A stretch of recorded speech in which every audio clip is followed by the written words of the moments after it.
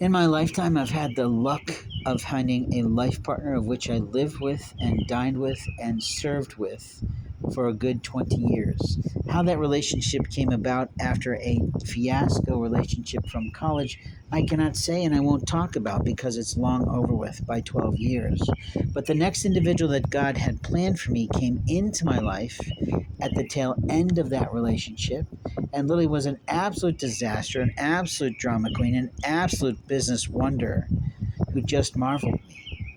Unfortunately, other people tainted that relationship for me, so the bloody Christ of God tells me every single day without fail to the signs and magnificent things that God can do in the world to let us know that He is present and powerful, is to tell me that that woman is supposed to be my girl. Now, if she's not going to be my girl because of her laziness, because of the people that tainted her life, because of family members of origin that abused my rights to communicate to her the love of my life for her and her children that are now, who knows, almost college age for all I know.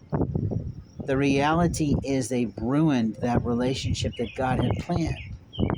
Now, in place of 12 years of kisses that were authorized by God for my life, for that person to become my new wife, and after 3 years of prayer was absolutely in process to do so, but got tainted by the vanity and vice of a need of a Ken doll instead of a short, scruffy looking, intelligent man who knows how to live, who knows how to work, who knows how to serve. I can tell you that it's not the richness of the man that God is looking at, but it's the uniqueness and humbleness of the world. But in replacement of that girl, God said, okay, she's not willing to come to Jesus and listen to me. She's wanting to play around in the community in abuses that she may not be aware of, or she may be dumbfounded to not understand or receive. But here's the reality: there's only two other girls that could possibly replace that love in you and that love from me as God in heaven in your life. And can you imagine that with my gifting skill from the Lord and prophetic capabilities, He gave me the names of basically those two, and we might say three girls, because He did teach me the name of the current vice president during the early days and stages of the election.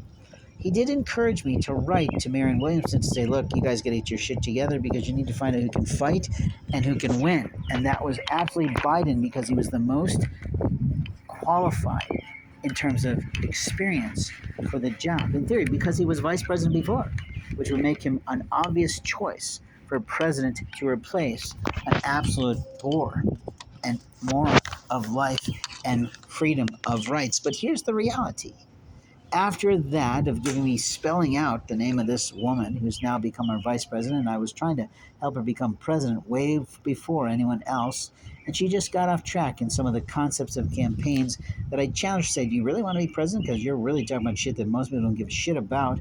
But that's me in my political activist role.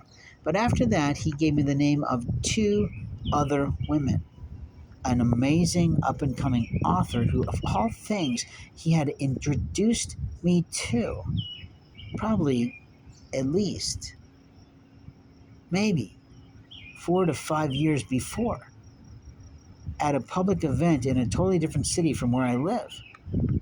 And I didn't think about it until God started to roll back the memory clocks and the memory banks of who that girl was and things I said in that event to a total stranger. All while my partner in life was with me at that event because it was a travel trip that for us to go on and enjoy at my on my economy of life. In other words, my discretionary income. It was probably a good $600, $800 trip, despite the event being allegedly free. But the reality is, for me and that girl, is that maybe we were meant to be. Now I have to deal with the 20-year-old aspect of her social media directors and the foolishness of people that don't really know how to promote exactly in that visual aspect of her website the appropriate look for her industry and her profession at this time. But hey, I'm a marketing guy and I'm going to make my comments, I'm going to make my opinions, I'm going to leave it in that space.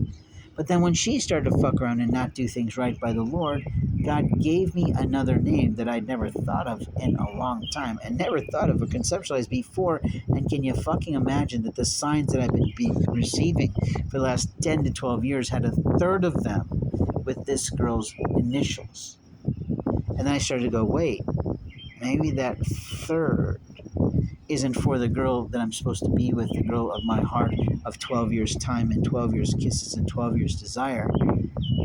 Maybe a third of those was God was prepping me for this other woman who's actually amazing. But the funny part about this is the description that if I were to give, you just say, oh, you're out of your life. You're out of your mind. You're out of your world. And the answer is no, I'm not. Because in the house of God, there are many rooms. And the many rooms of the Lord say, I, as God in heaven, all powerful, omnipotent, omnipresent, and omniscient, have the right to direct you to the right boy or girl. And in my case, it's a woman who is close to my age, and openly there's another who was a part of my growth through Christ and through the aspects of Catholicism. And she's a very caring person. But people tainted that relationship out of jealousy and out of abuses of God.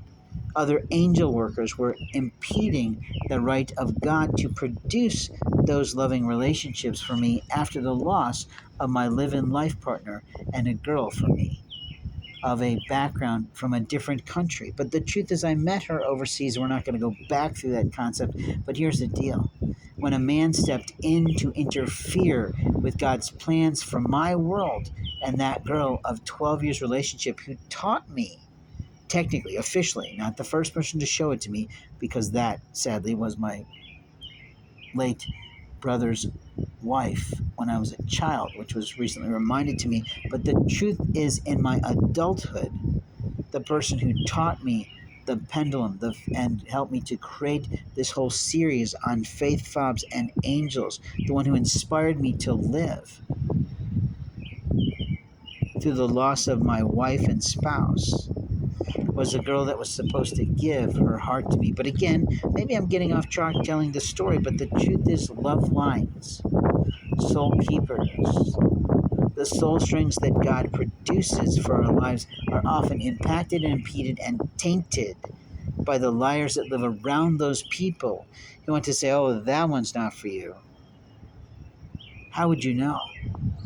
You see, God in heaven can do all kinds of things, but you on earth are expected to do all kinds of things, but only if you're willing to listen to the opportunities that are being sent to you through the house of the Lord, that telephone network of angels of mine to yours that say, go, pick him up, be with that one for a while, for a time, get yourself in order, get yourself a new plan, get yourself some new experience, get yourself a new world before you lose it all in the aging of life.